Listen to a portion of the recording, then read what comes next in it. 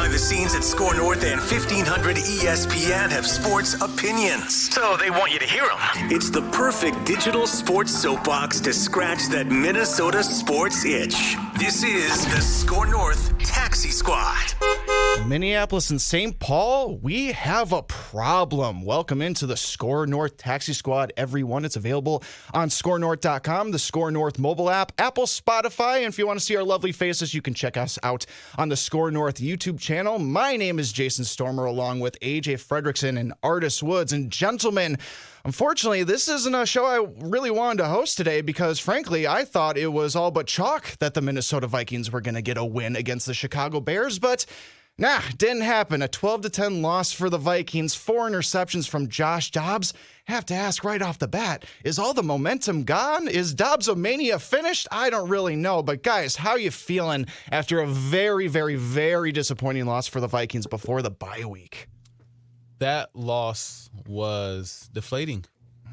I turned it off, guys. I turned it off. I didn't want to subject myself to continuing to watch what I saw put on film on Monday night.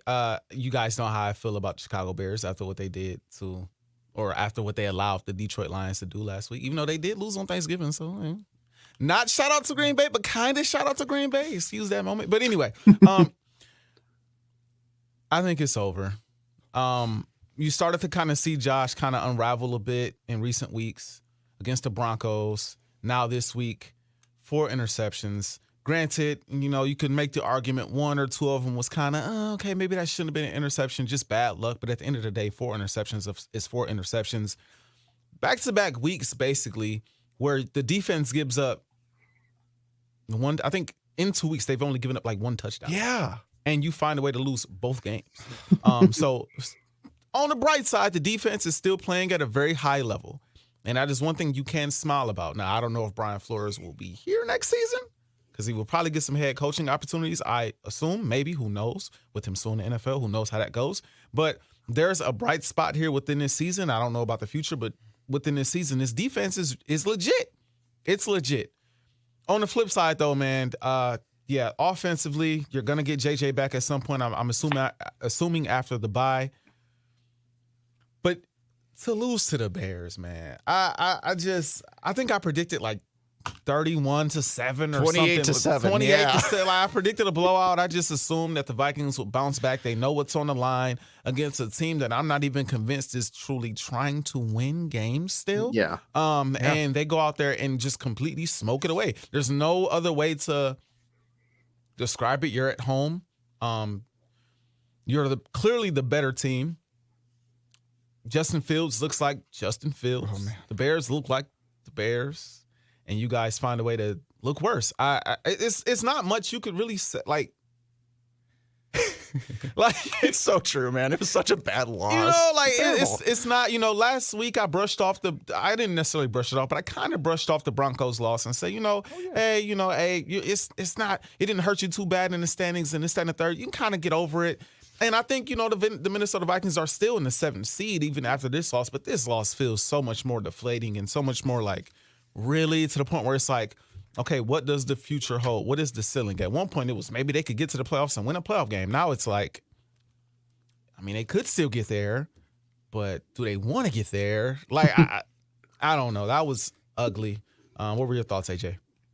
Yeah, it's like you said, like the Broncos loss, that one sucked just because like they played well enough to win.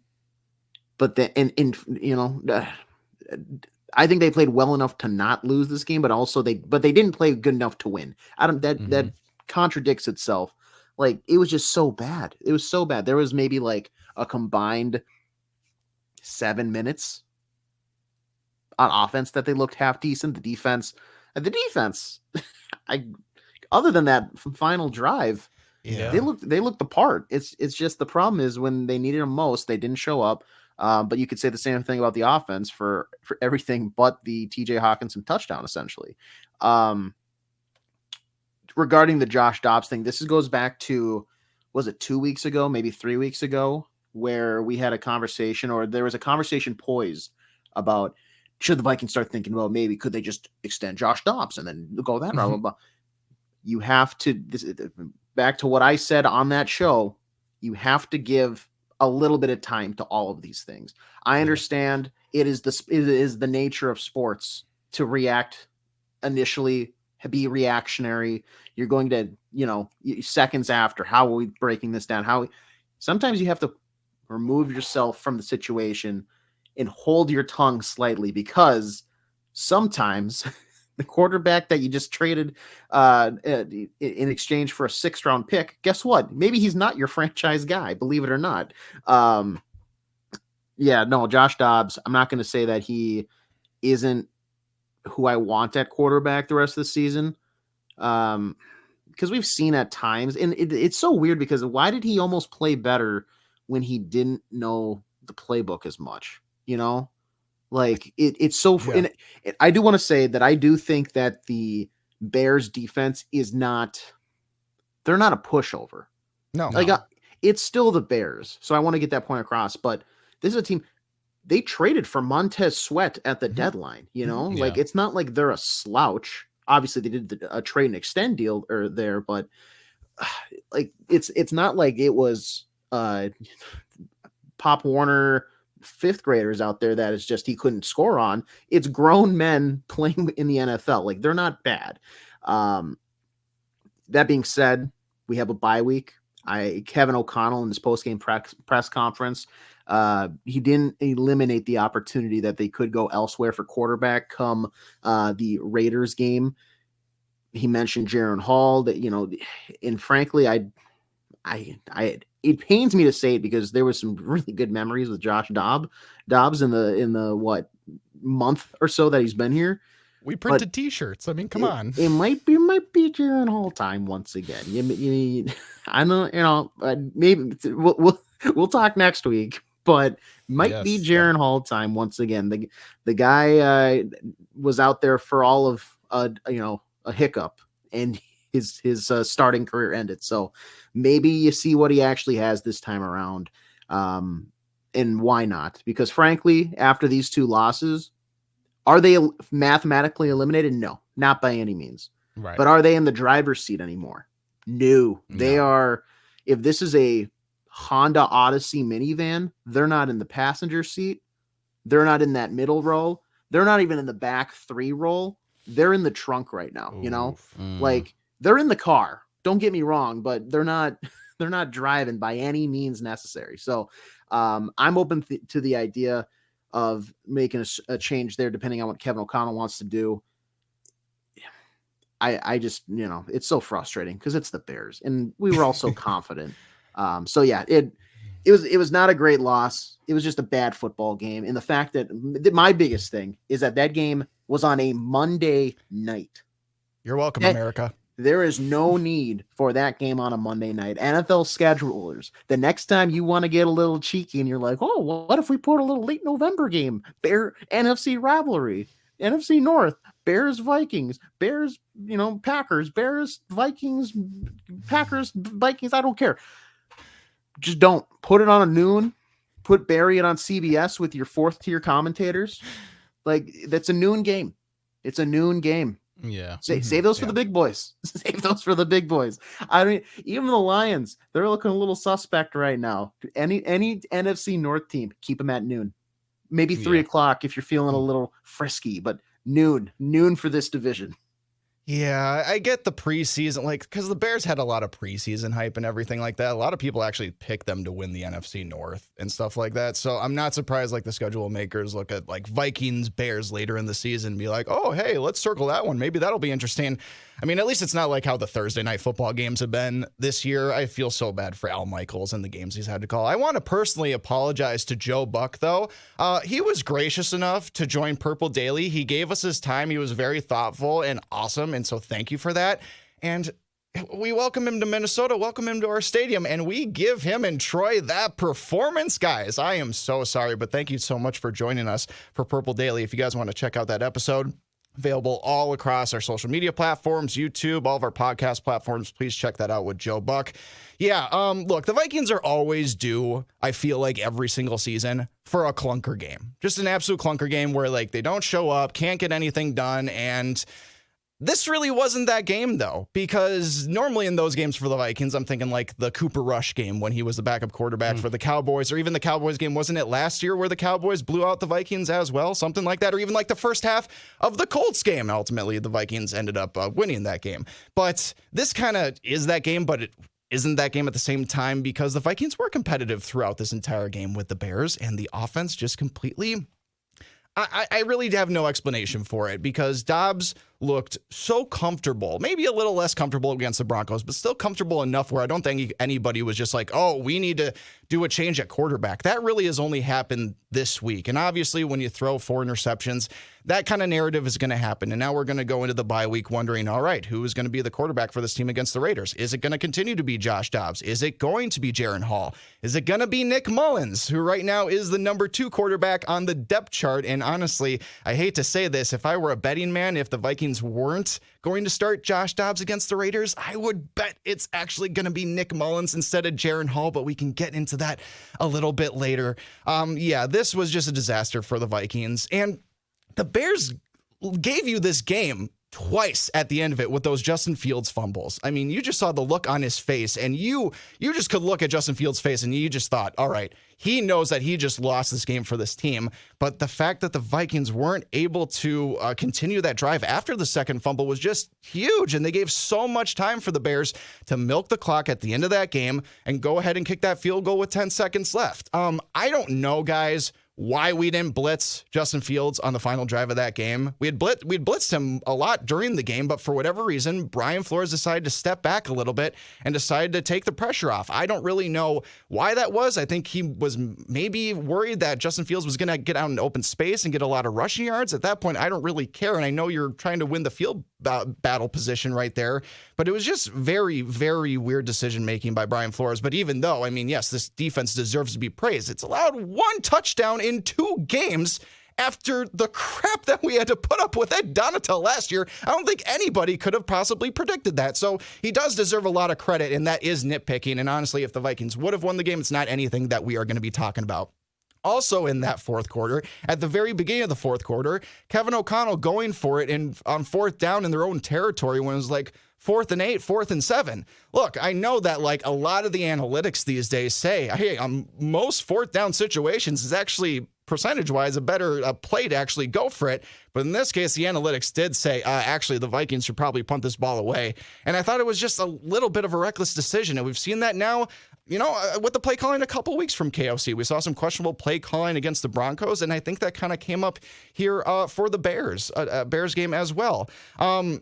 Do I think the Vikings necessarily overlooked the Bears and that's why we lost? No, I don't really think so, because I still think even if it was more one-sided, it was still the Vikings still competed in that game, even if it was more defense than offense. But yeah, this is the worst possible way really we could have gone into the bye week, because now, honestly, you've left the window open for the teams that we kind of ruled out like over the last week or two that we didn't think had a chance of making the playoffs, like the Packers, like the Rams, and even now the 5-6 New Orleans Saints. So all of a sudden, all of these teams are a lot closer in your rearview mirror than they were just a week ago because of this 2-game losing streak. Obviously, they can bounce back. The schedule is still pretty favorable. The Raiders are cooling off a little bit now that Antonio Pierce has taken over for Josh McDaniels. I believe they lost to Kansas City this past week, I believe. And so maybe you can get an advantage there. Cincinnati doesn't look nearly anything like it used to with Joe Burrow. I mean, it just seems like they have stalled completely. Joe Mixon wasn't able to really get going this week. I don't believe Jamar Chase was able to get going too, and I believe T. Higgins is still dealing with a hamstring injury. I know that because he's on my fantasy team. Anyway, long story short, man, why did you have to lose this game, man? Why did you have to lose this game? Yeah, the Bears were competitive on Thanksgiving against the Lions, or no, not on Thanksgiving, the week before against the Lions. And so maybe they found a little momentum watching the tape.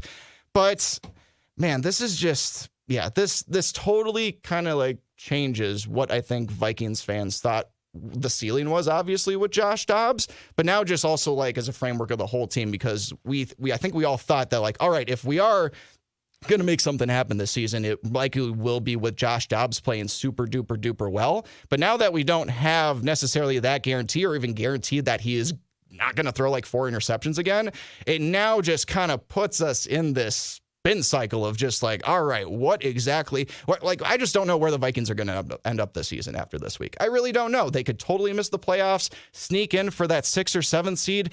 Honestly, it's a flip of a coin up at this point. And obviously they have the bye week to figure things out, decide who their starting quarterback's going to be. Maybe that makes an easier a choice for me down the road. But as of right now, I just feel like I've been thrown into chaos by this football team, and I don't know where we're going to end up. Bring on Jaren Hall. All right. You heard it. Bring on Jaren Hall. All right. I've been on this hype train. Hopefully it's a good hype train to be on, unlike the Alexander Madison hype train. I don't necessarily. He didn't fumble this week, at least. This week. Yeah, this week. Yes, nice. It's another conversation we can have later. Who we should think get more RB1 reps out of the bye week? Ty Chandler or Alexander Madison? But Ty first, Chandler. Ty Chandler. We'll get to that another time. But your case for Jaren Hall? Yes, I just, again, like I said before, I liked what I saw out of college. He was really good at managing football games. He wasn't a guy that turned the ball over. He was just very efficient. A really good pocket passer. I liked what I saw out of him in the hiccup that he was on the field, as AJ said, before he got hurt and went out with that concussion.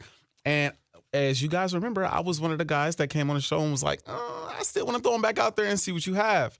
Obviously, Dobbs went out there and went crazy. So it was like, all right, well, I agree. Let's ride this out. But now that Dobbs has kind of come back to earth, I think it would be flat out idiotic. Let me be clear. Let me be clear. Idiotic to throw Mullins out there instead of seeing what you have in Jaren Hall, because you know what Mullins is. You know what he is. This notion that, and this is coming from a conversation that me and Jason had off air. So this is where all this this energy is coming from, right? This notion that he's the safe bet, right? Mullins is the safe bet. He's going to come in and manage the game. I'm not sure Mullins isn't going to come in there and throw 4 interceptions just like Dobbs. I feel the same way about Jaren Hall. I'm not sure, but Jaren Hall could very well have a higher ceiling than both of those guys. You will not know unless you use this stretch right here to end the season to give him a shot to see what he has. I'm not saying the guy's going to go out there and beat Patrick Mahomes. I'm not saying the guy's going to go out there and beat Joe Burrow. I'm not saying the guy's going to go out there and beat Brock Purdy, all right? But I'm not confident he's going to go out there and look as bad as Dobbs just looked either. So I'm just saying, I think you got to give him a shot, all right? The schedule is still very easy as I pull it back up on my screen. The Bengals are shelling themselves right now without, Joe Burrow. The Raiders are kind of up and down. I kind of like what they got going on just a little bit defensively. They've gotten a little bit better since they got a new head coach in there. Then you got the Lions, the Packers, and the Lions again. If there was ever a time to see what you have in a young rookie quarterback, throw him in the fire and see what you got. And Justin Jefferson will be back, hopefully. So you have more options to throw the football to. It'll make it easier for him. Like I said, he wasn't a turnover-prone guy in college. Now, that's not to say he won't be a turnover-prone guy in the NFL, but you got to give him a shot. You got to see what you have, and you never know.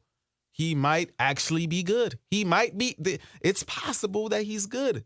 I liked what I saw in the limited time he was out there. So are you starting Jaren Hall against the Raiders? Yes. I'm starting Jaren Hall for the rest of the season. I'm giving him if he goes out there and he gets hurt again, okay, give Mullins the shot. But you know what you have in Mullins.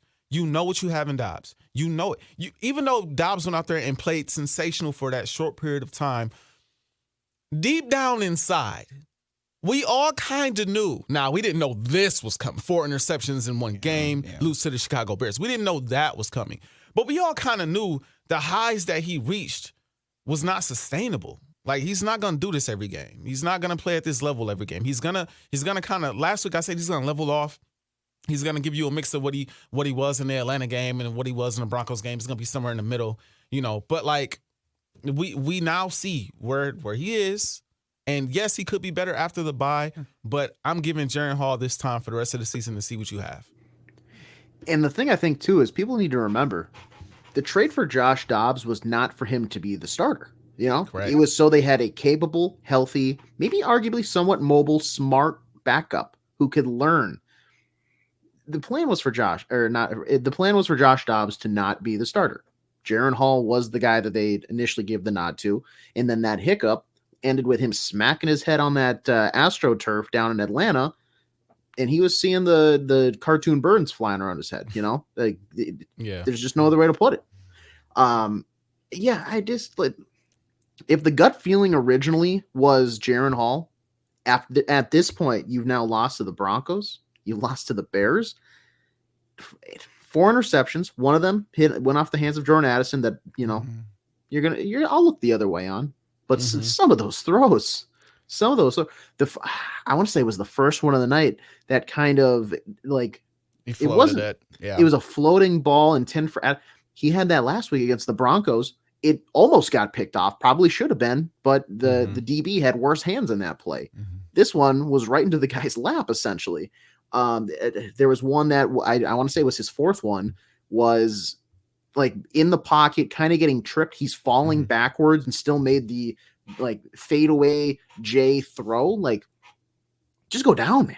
Yeah. Take the loss of the yards. I don't want to keep rambling on it because I think we're all, at least I'm repeating a lot of what Artis is saying here, but like it's Jaren Hall. Just go Jaren Hall. And like this might get taken out of context and might sound like it might sound just bad in a negative connotation.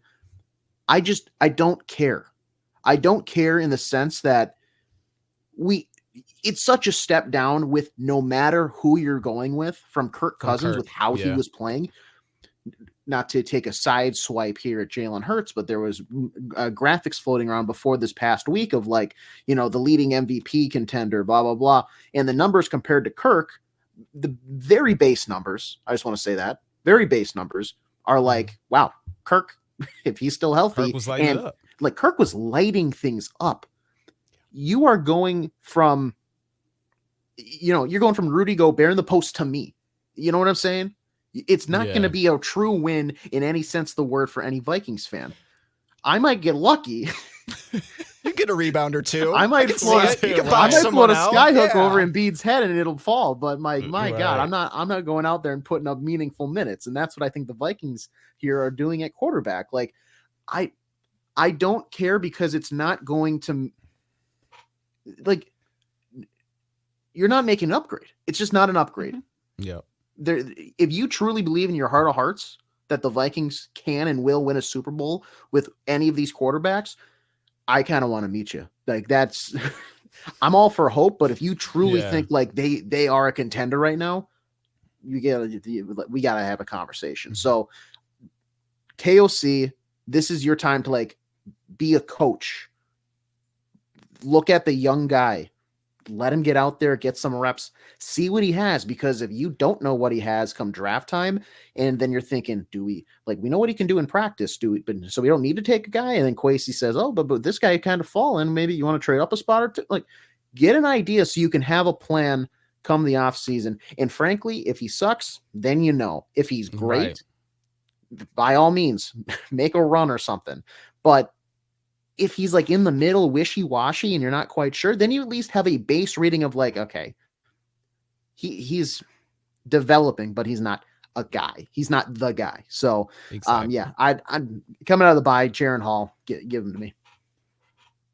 In a way, I mean, I agree with you guys. If the Vikings if their goal is to see what they have, then Jaren Hall needs to be the starting quarterback. If the goal is to prospect for the future, then you have to see what Jaren Hall has. But is anybody else mildly intrigued to see what Josh Dobbs can do with Justin Jefferson? I don't know. I might raise my hand a little bit and be alone on that island. I am just mildly intrigued. I know the last 2 games have been borderline disasterful. And we even said, like, all right, if as the Dobbs mania was sweeping the nation, everything like that, we all said that, like, all right, probably something really, really bad is going to happen to derail this thing. And the Bears game is pretty much as close as you can get to that point. Internally, I just really have no idea how what's the word I'm looking for? Just how much Josh Dobbs, how long the leash is really about him being a starting quarterback. Obviously, KOC has been very, very coy since Monday night about just potentially even committing to even just an idea of who the starting quarterback is going to be. Literally any quarterback question he was asked about any individual guy, he would circle back and talk about all three of them in some capacities. So at least publicly, they are showing us that we are keeping the options open. But internally, I really don't know. I don't know how much equity Josh Dobbs really had built up to this point. Obviously, if the Raiders game starts off disastrous and you have Josh Dobbs starting as the quarterback, if he turns over the ball like multiple times in that first half, at that point, and I think the coaching staff would agree too, that, all right, it's time to look in a different direction, whether that be Nick Mullins or Jaron Hall.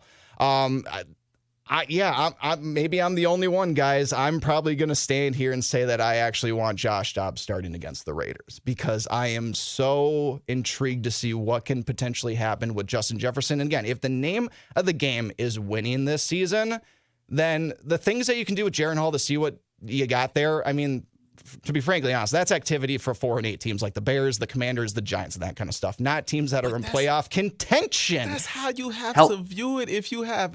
Go ahead, AJ. No, go ahead. Healthy debate here.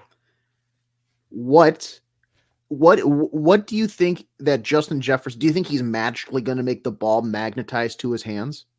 Like, he has a tendency to do that sometimes. He's a pretty damn good receiver. He's great, but like that throw to Addison, something out of nothing in the Buffalo play, right? I mean, but that throw to Addison, there was a floater. Him getting tripped in the pocket and trying to force one through. That is not the receiver's fault. That is a poorly thrown ball.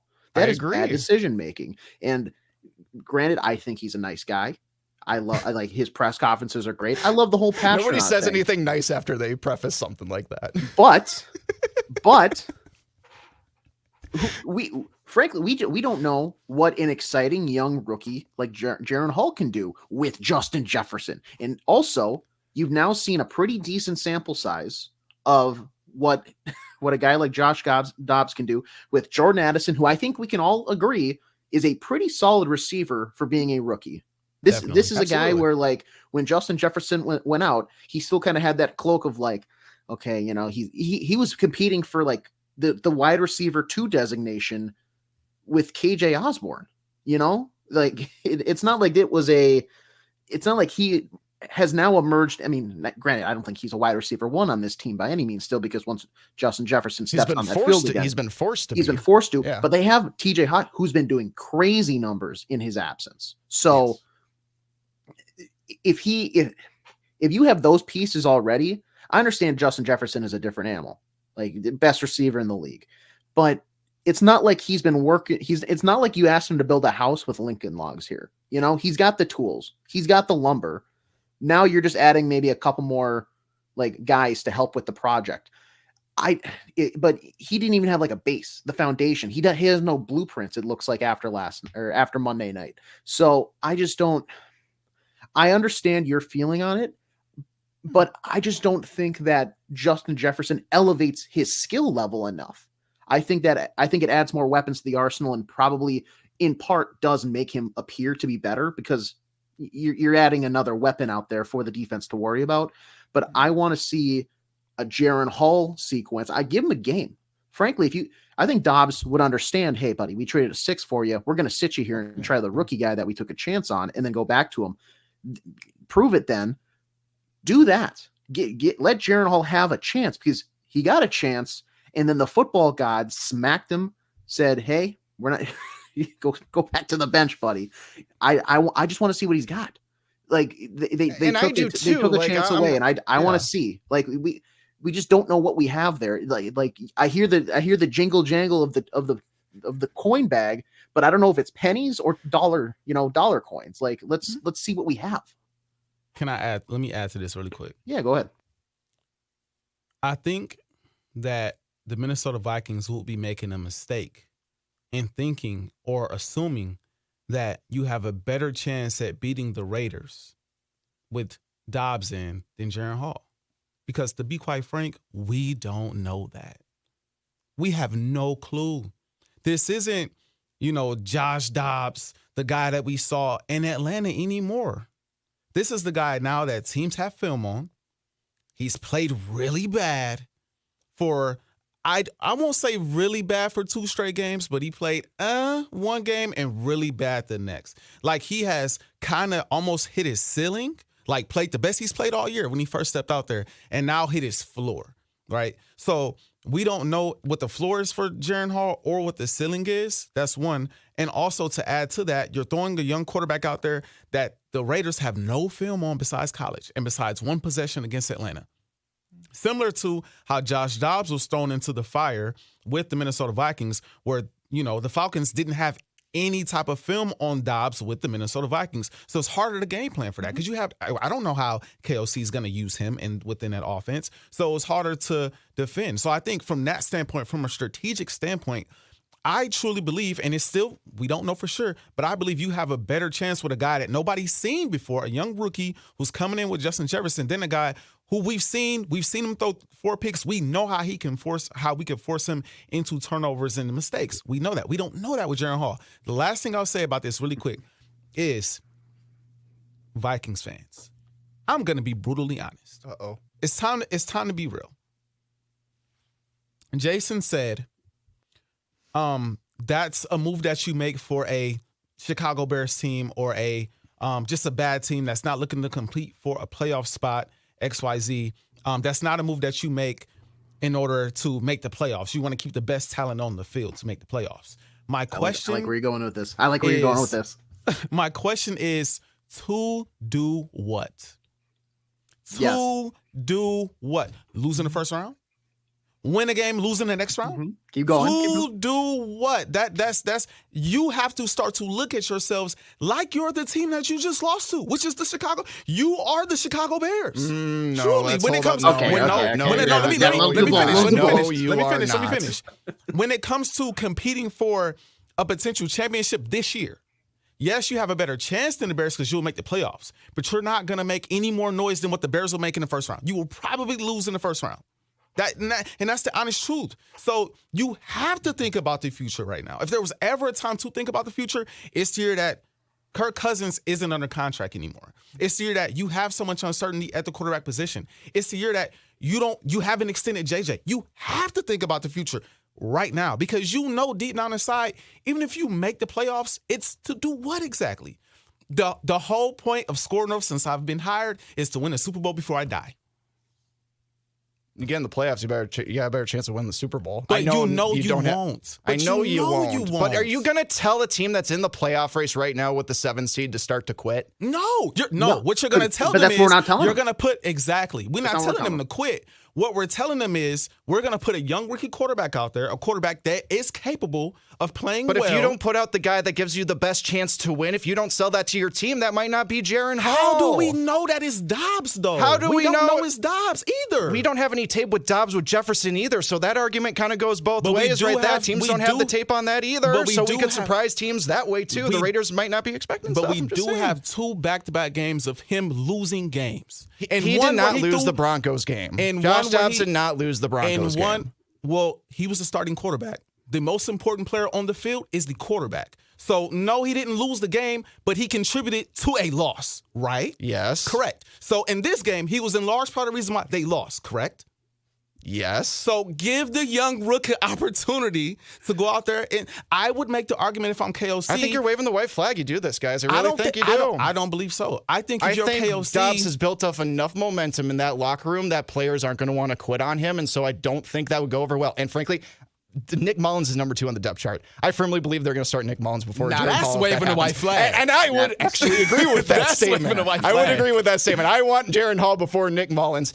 Guys, honestly, if the Vikings hadn't gone on the 5-game winning streak, we wouldn't have been talking about all this stuff. Honestly, this conversation about building for the future would have been totally easier to have if we just hadn't won all these games. These are actually fun conversations to have because I don't think any of us thought the Vikings would really be in this position. And yeah, like it's kind of where the Vikings constantly are in that kind of like they're literally 6-6. It's a very hard place to be in, and I get that. And so I know I feel like I'm stuck in a rock and a hard place because yes, I love the potential of what Jaren Hall could do, but I still have a little bit of equity built up in Josh Dobbs that I want to see what he can do with Justin Jefferson. That's just me being selfish, even if it even if it's not ultimately the reason the Vikings are going to have a better chance of winning a ball game. And to but clarify, it's both sides of this argument. I think Vikings fans can really be on both sides of it. I think there's argument to both sides. And to clarify, I'm not literally saying you're the Chicago Bears, but I'm saying that you should. I'm saying that you should think as if you're the Bears and start to kind of play. Like, obviously, they're better. Even though they lost to the Bears, they are better overall than the Bears. They're better set up for the future, given the talent that they already have on the roster. They're, but and I'm not a GM, but if I was a GM, I would think of myself in not a rebuilding phase, but I would think of myself in a phase of let's see what we have moving forward, opposed to right now we have a roster. If we throw Dobbs out there, we can make the playoffs and make a run. Well, the term that Kwesi has used before is a competitive rebuild. And two I hate that term. By the way. It's so vague, and I don't know what it means. Two quick points. One is for the success that we've seen from Josh Dobbs. One was in a team not game planning for him at all. He just got thrown into the fire. Granted, it was a pretty impressive performance both by him and KOC given the circumstances. And then kind of the same thing the next week, because they were doing so much stuff on the fly. How much can you trust the film that the Saints watched just because it was so it was so much improvisation. It was so much of, hey, here's what we're running. You don't know what to do. Immediately bail, scramble. Like there was no set game plan for Josh Dobbs. So they didn't really know what to plan for. So they're adjusting on the fly as well. But when a team had time and film and a game plan to go off of, we've seen that it just hasn't worked out all that well.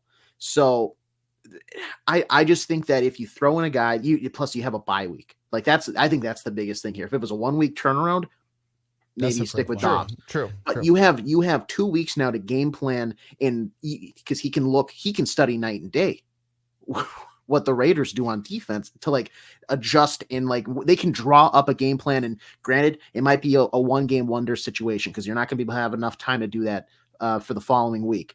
But I just don't like I just don't like the argument of like Justin Jefferson is going to magically fix the defense or fix the offense for Josh Dobbs. And I didn't say it was magically going to fix it, but it's going to help a whole hell of a lot. It will help. It will help. Yeah, but it would help Jaron Hall too. That's my thing. If you give, it's going to help everyone. That's the thing. If you tell somebody that they have to play a par 5 with a 7-iron, and then you say, hey, the next par 5, I'm going to give you a driver for it. Guess what? You're probably going to knock a stroke off that hole, but you're probably still going to bogey or double bogey because, frankly, not everybody's good at golf, So the second point, Artis had a good thing on this too, is like regarding like the vision and the mentality of it. I think the Jaron Hall route, to me, and this is just me personally, because some other people may feel different about it, is it's the brave move. It's a move that says, I care about this franchise. Because if you don't, it's the same thing as maybe you could say the punt the other night instead of trying to kick a field goal. I don't want to go by the statistical, and granted, sometimes you have to, but I don't want to all the time go by the statistical. Well, this gives you the highest probability of conversion rate because we calculated the Pythagorean theorem mixed with the equilibrium of this console and blah, blah, blah. Guys, you got to go with the gut feeling. You got to go with the gut feeling sometimes. You have to take a leap of faith at some point. You can't always punt just because it's the right thing to do. But in the flip side of this, take a punt by going with and that's the term of phrase there, with Jaron Hall. Take the brave move and say, you know what, we care about this. We're not going to go with the safe. I don't want to say cowardice, but it's just, it says we want to progress forward. It is a progressive decision for the team to go with a guy like Jaron Hall for a start. I'm not saying the rest of the season. I just want to see him with the start to see what he at least can offer off a bye week against the Raiders. That's the last thing I have to say about that. Let us know in the comments section what you think, Vikings fans. I think this is a decisive topic across all Minnesota sports fans. That's going to be just what we're going to be talking about around the water cooler for the next couple weeks. Who do you want to be the quarterback week 14 in Vegas. Hopefully a lot of Vikings fans are able to go and make that trip. I can't imagine I want to see a football game in Vegas so bad. It looks like so much fun. I've never been to Vegas. Artis, you have. AJ, Really? you have. You've checked out the sports scene and stuff like that. Now that sports is incorporated into Vegas, I'd love to go to some games, go to a sports book for a day, and then lose all my money on the blackjack table later in the night. That'd probably be my. That needs to be a taxi squad trip right there. Vegas would be a whole man. Vegas is like my favorite place. Speaking of Vegas, if I can take a trip on the transition wheel here, ladies and gentlemen. Speaking of Vegas, the Timberwolves, we could schedule that trip when they play in the in-season tournament championship down in Las Vegas, because these Wolves are hotter than hot right now. I hate to burst the bubble, but didn't the Wolves get eliminated from the in-season tournament? No, they did not. I thought they won last night, so but I think they needed like a certain margin of victory in order to stay. Like they had to beat them by like 38 in order to stay within the running, I believe. Yeah, to make it. The aggregate point total. So I think the Wolves are actually out of the play. Okay, but it was still really. That was a great transition, though. I mean, A+. It was still good. I thought AJ likes hockey. For anybody watching or listening to this for the first time, they're going to think I'm a buffoon, but it is well documented on this show that I'm a very casual at best basketball fan. So my original source on that news was that if they won, they were in. So yes, they will find out soon. I'm the same way with hockey and baseball. So listen, there are some we know all about, and some it's like I'm kind of what's crazy really is much about. What's crazy is I did a show this morning where I talked about it, and I mentioned like there's we're gonna raise a banner for it, and people like gave me a weird look, but they didn't correct me. And then I talked to people at the office today about but I potentially need to help out because of like people be getting pulled to help out with a certain event for the Wolves, and I was like, well, yeah, just let me know if you still need. And they're like, I don't think we do. Nobody correct me all day. I've had about 7 conversations about this. I think I'm surrounding myself with bad people. Yeah, they left you, but Jason didn't. You can't. I got you, bro. I got you, bro. I got you, bro. Rolling like, okay. Yeah.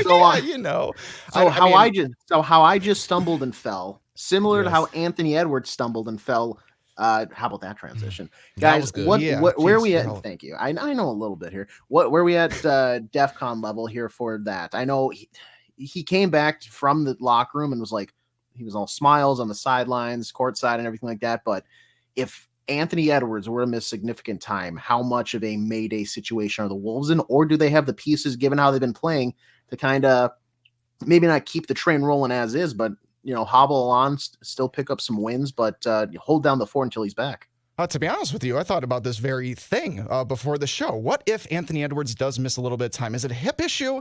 Is that what's going on? I haven't seen anything reported today. We're recording this on Wednesday, November 29th. And if it were something serious, I think we'd have some news. It's been about 24 hours in the cycle, so I think it might just be day-to-day. We'll see. Hopefully, Jade McDaniels is on the mend as well. Hopefully, he can come back soon, even though, we're first in the West. It don't seem to matter who we put on the court these days. But anyway, AJ, if Anthony Edwards does miss a little bit of time here, this actually might be an okay time for the Wolves for that to happen because of who they play in the next week or so. We got Utah coming up on Thursday, then at Charlotte versus San Antonio. And I know they got Wemby and everything, but they only have like 3 wins and 14 losses. The Spurs have a lot of growing up to do. And then they are in Memphis after that. So you've got 4 games here that if you want to give Ant a little bit of rest, you possibly could.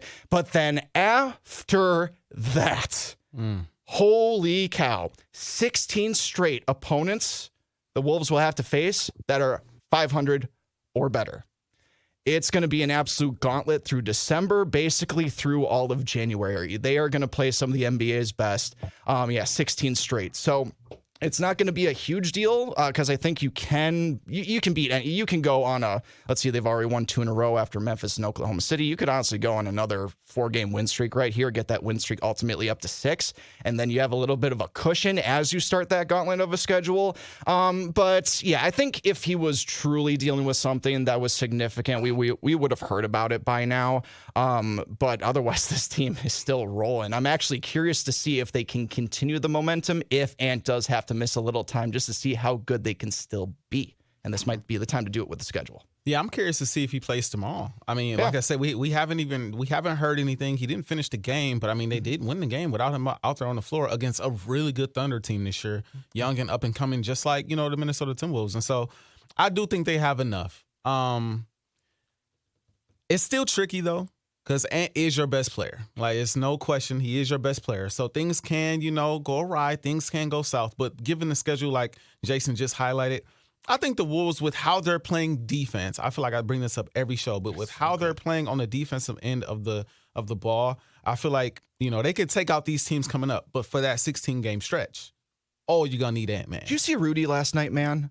He didn't even put up crazy amount of stats or whatever, but there were some just individual plays where he wasn't even touching the ball on defense. He was just defending, and just Oklahoma City could not do a gosh darn thing inside. It was honestly probably Rudy Gobert's best defensive game as a Minnesota Timberwolf, and now I'm seeing all over social media him being launched into the stratosphere for Defensive Player of the Year again. It's awesome. When's the last time you seen a guy like Rudy Gobert jump a passing lane on the perimeter and take it back for a fast break dunk? On a guy like Chet, who's hometown hero here. Might be taller than him. Yeah. Taller than him, younger, more athletic. Just jumps the passing lane on the keyword on the perimeter. Jumps the passing lane on the perimeter, runs the break, dunks the ball, and does it clean. Like, it looks smooth. Rudy's a different player this year. He really is a different player. I feel like he's playing better, and this may be a hot take, but I feel like he's playing maybe his best defensive basketball that he's played his entire career. Maybe. Honestly, just the way it looks. I don't know if the stats support that, people. So before everybody's in the comment section, you guys, you don't know what you're talking about. I don't know, but I'm saying from the eye test, with how he's moving, how he's getting to the loose balls, how he's blocking shots. I mean, he had Chet in a box towards the end of that game last night, and I respect Chet as a ball player in this league. I think he's going to be I think he's going to be a star. I think he's going to be a perennial all-star type player in this league. He's still young, but he's a really good player that honestly I thought was going to give the Timberwolves a lot of problems, to be honest. But Rudy did his thing, and I think right now, yes, Mike Conley is the guy. I think you brought it up last episode, Jason. He is the guy that's getting everything going on offense, getting everybody in their spots. Anthony Edwards is obviously the star. You got Cat as the co-star, but you could make the argument that Rudy Gobert may be. And I don't know if I want to say this out loud, but I'm going to say it because I've already started to say it. This is going to sound stupid, but I'm going to say it. He may be right now the most valuable player on the team. Not the best,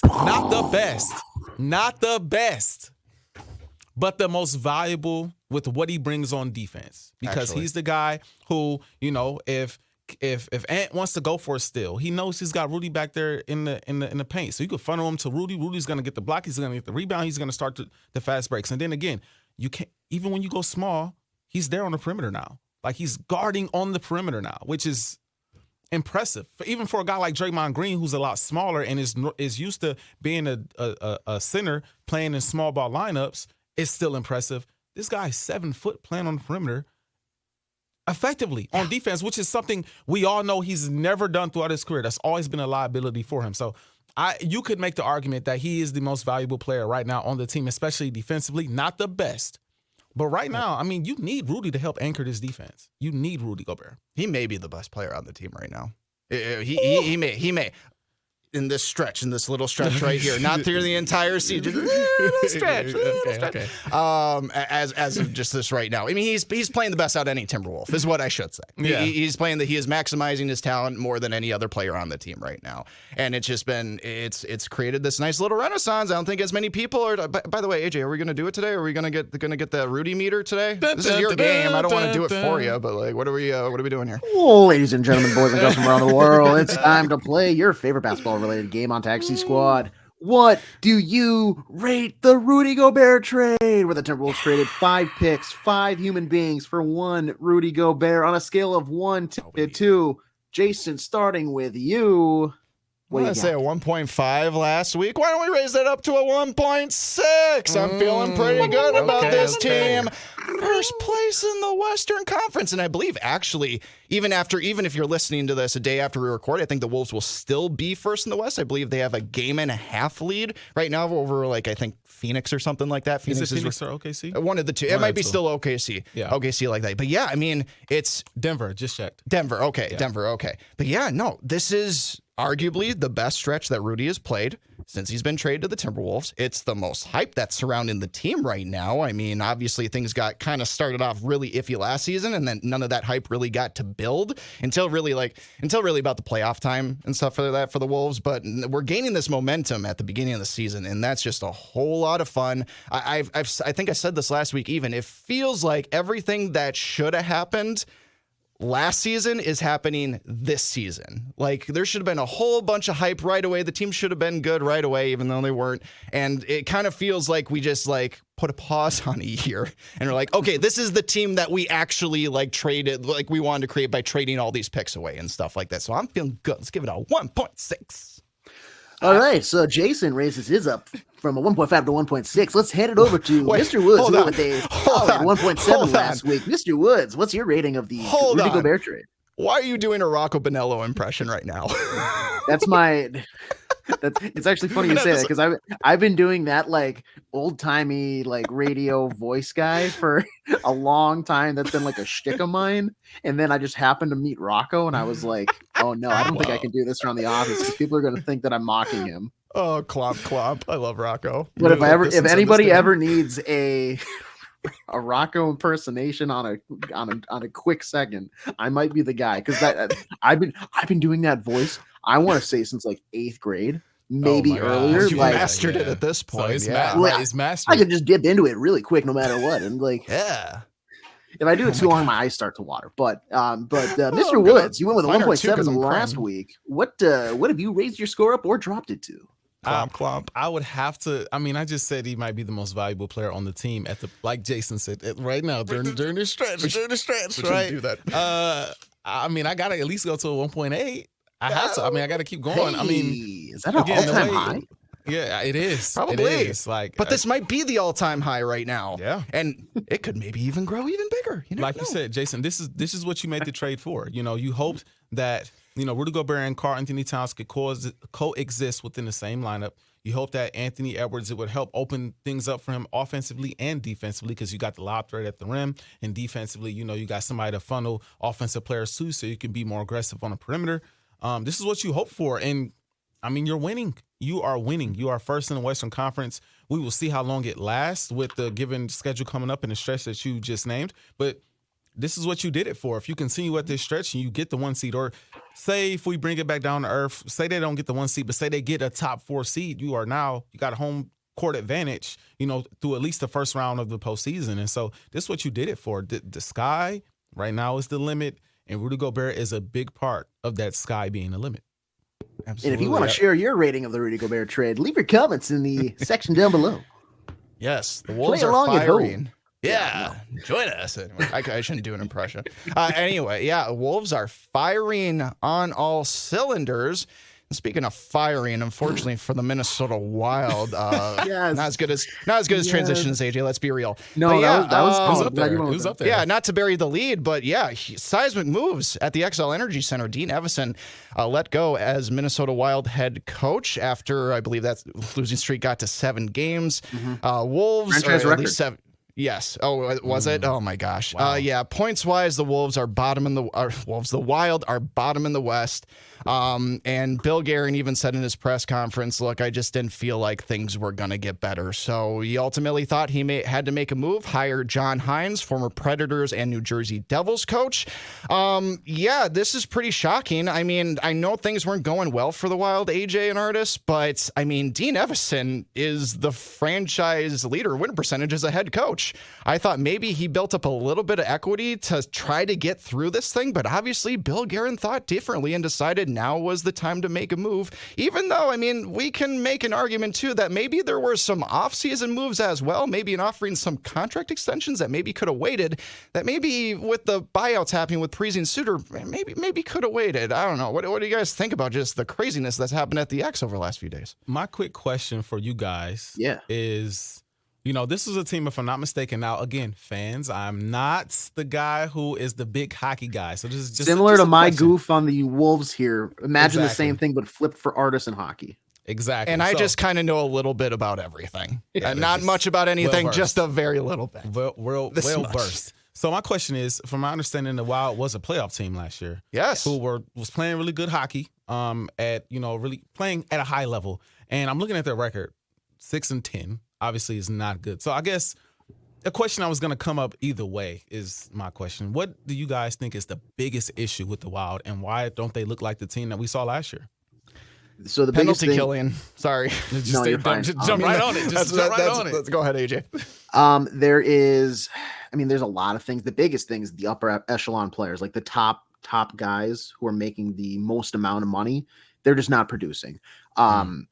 And right now they're sitting 14th of 16th in the Western Conference. With the win last night, they go up to 16 points, leading 2 over the Blackhawks, 4 over the San Jose Sharks, who are abysmal, kind of a joke of a hockey team. But the fact that the Wild are that close kind of shows how bad of a stint the Wild have been in here.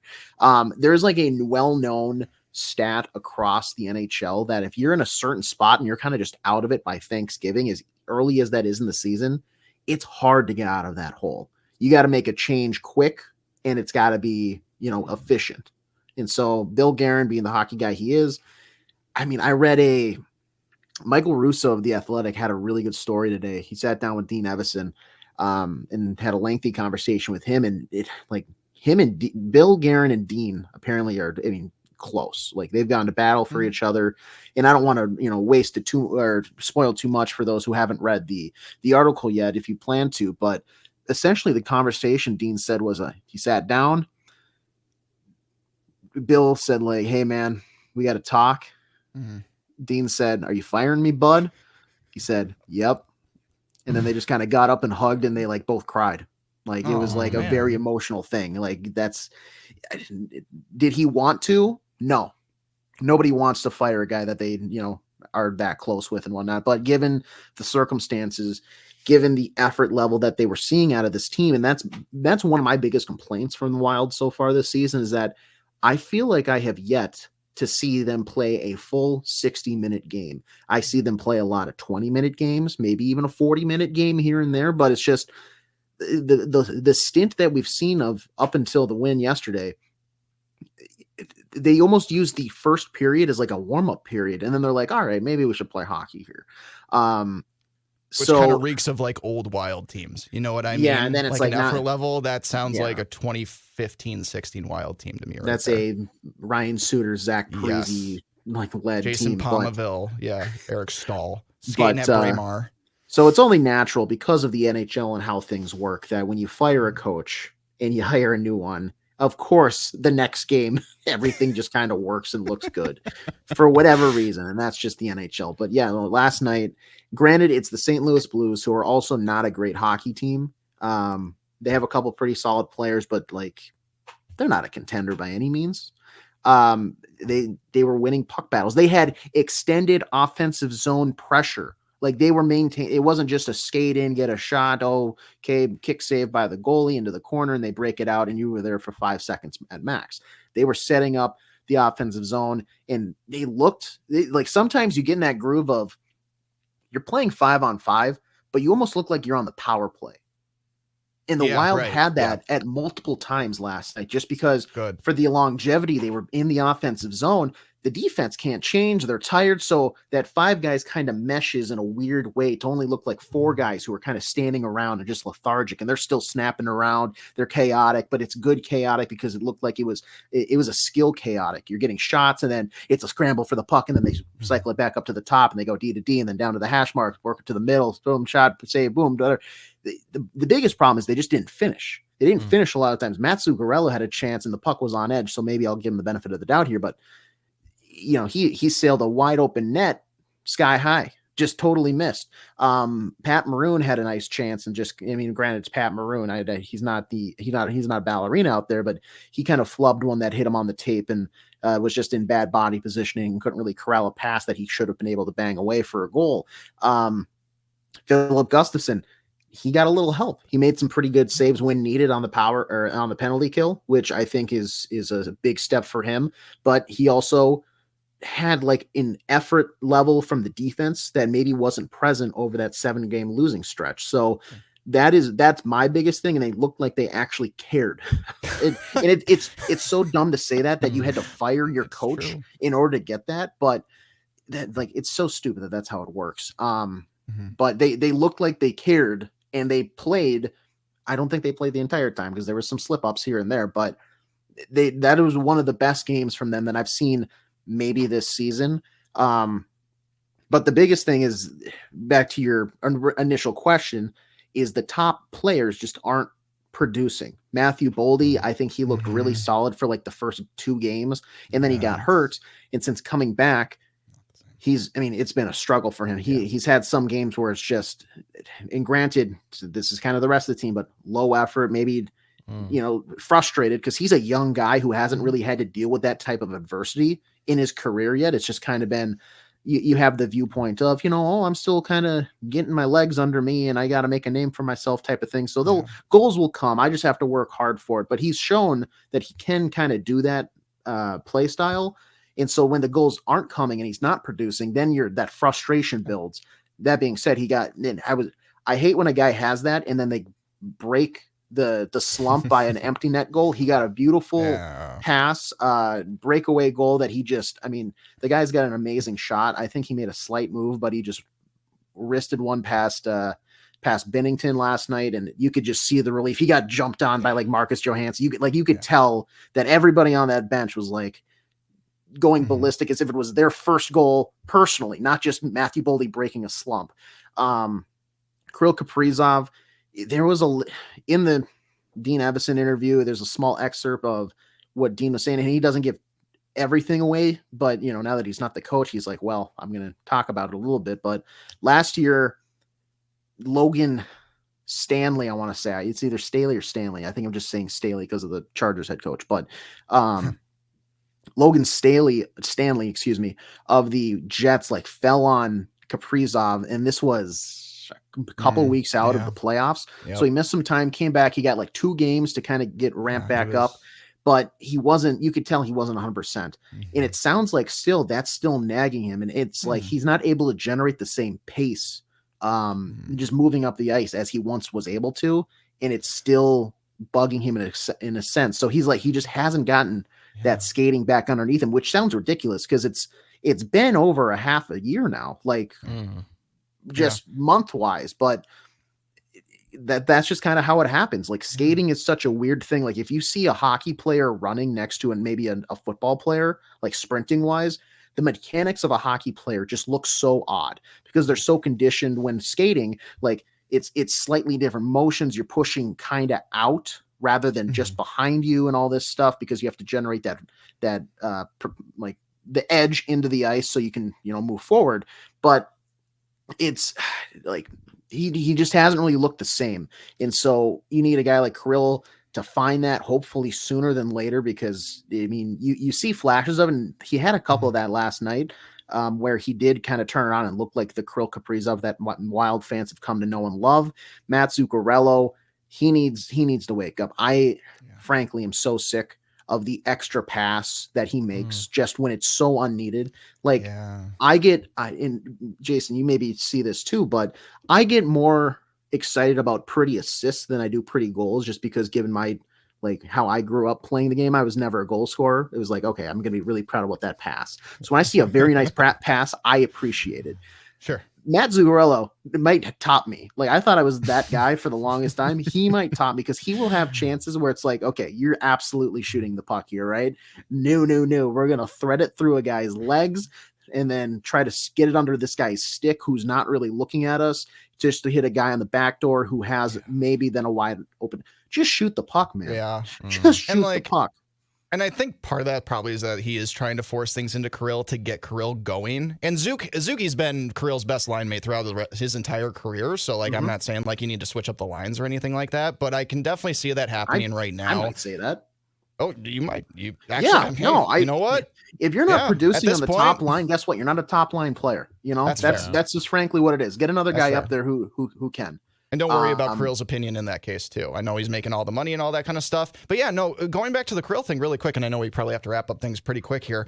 Yeah, it just seems like, I mean, obviously his skating seems fine, and I think Judd may have brought this up. How many times have we seen in Krill's career where he like controls the puck and just skates around for like 30 seconds, like goes behind the net and everything, back to the blue line, around the circles and everything, and he just like gets the fans on their feet because he literally has control of the puck for 30 seconds. We haven't seen any of that dominant puck handling yet. Or at least a puck possession that we've seen from Krill yet this season. But if honestly, if injuries are still nagging him and everything like that, I mean, that would be an explanation.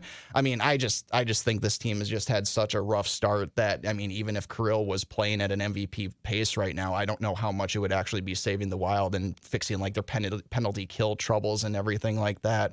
So, but yeah, this John Hynes move, I mean, it can literally only go up from here. Right? Now, there's no indication that he's like a power play savant or anything. In fact, I don't think his power plays were very great with New Jersey and in Nashville. Frankly, I'm not sure they can get much worse, Jason. It's true. You've already bottomed out a little bit. It's kind of like the Vikings defense last year with that Donatel. Can only get better in 2023. And who knows? Maybe John Hynes will be our Brian Flores. You never really know. We'll see.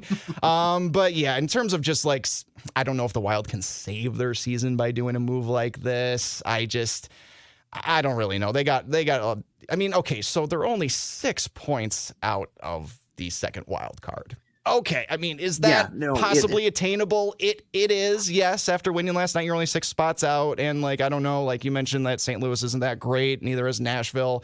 Got to leapfrog teams like the Coyotes, the Flames, Kraken, Ducks, Oilers, and the Oilers. I mean, if you think the Wild are having a disastrous season, just go take a look at what's happening in Edmonton. Even though they're technically better than the Wild, they should be way, way better than the Wild. It's been a disaster for McDavid, Draisaitl, and company. So yeah, we'll see what the Wild do. Can't get much worse than that than it was. You won against St. Louis and can only go up from here, right, fellas? Yeah, the important thing is that they turn like whatever changes you want to make. I know you have Nashville tomorrow, so they had one practice today, but after that, you have like some actual time for John Hynes to implement his philosophies, his tactics, really leave a foot like his fingerprint, his foothold on the team, and make some changes. So whatever you're going to do it quick. And Bill Guerin has kind of stated still that he believes the team can be a contender in the locker room. They believe they can like be a playoff team, and he's going to wait till essentially the last minute to decide if he has to trade or buy. And last thing too, I'll miss Dino. Dino was a fun coach, man. Just the death stares that he would give reporters in the press conconferences, Never or even forget just on him the like bench saying, let's fight a coach. Oh my gosh. If there were any coach in the NHL, current coach, if Evason were still a coach in the NHL, I would pick him to win like a melee tournament with all the other coaches. I wish Bally Sports or the Wild, maybe they did and I just missed that. Dean's tatted up too. He's got a bunch of tattoos. I would have loved somebody to do a profile on all his tattoos and it'd just go 1 through 1 about, oh, this tattoo here, this tattoo here. I was terribly intrigued by Dean Evason's tattoos. And now I just got to hope that John Hynes has some cool tattoos or something like that. I don't really know. Anyway, we got to wrap up Taxi Squad for the week because it's the bye week for the Vikings. Taxi Squad's got to rest up. We need as much rest as the Purple People Eaters. We work just as hard as they do. Anyway, somewhat sort of. When we do the Rudy Gobert segment, you absolutely bet your butt that we do. Anyway, my name is Jason Stormer. That's AJ Fredrickson, and that's Artis Woods. Guys, any final thoughts before we wrap things up today? No. Bring on Jaren Hall. Comment section, light it up. Seriously, let us know who you want to be the Vikings starting quarterback against the Raiders. I'm still on Team Dobbs, but these two are a little bit want to see what Jaren Hall's got. And I don't blame him for it. My final thought is for Vikings fans, just like the players get a bye week, so do you. Use this, mentally rest, watch other teams sweat things out. You just sit on the couch, kick your feet up, and relax. This weekend is for you, all right? Yes, I'm telling you right now. Guys, if your girl wants to go see some Christmas lights or something Sunday afternoon because the Vikings are off, no, you don't need to. I'm giving you permission to stay on the couch, kick up your feet, crack a beer, and enjoy yourself. And ladies, go ahead, do it too. You might enjoy it. Yeah, you never know. Football's for everyone. You know Absolutely. what I mean? Kick back and enjoy the red zone, folks. It's been 3 straight red zone weeks for Vikings fans. Can't get enough of it. All right. Anyway, thank you for listening and watching this episode of the SKOR North Taxi Squad. It is available fingers up on SKORNorth.com, SKOR North mobile app, Apple, Spotify, and if you want to see our beautiful faces, you check us out on the SKOR North YouTube channel. Again, my name is Jason Stormer. That's Artis Woods. That's AJ Fredrickson. Again, light up that comment section. Let us know who you want to be the Vikings starting quarterback against the Raiders. And we'll be back next week to preview that game and let you know about anything else that's going on in Minnesota sports. So until then, everybody, have a lovely week, and we'll talk to you next time on the SKOR North Taxi Squad.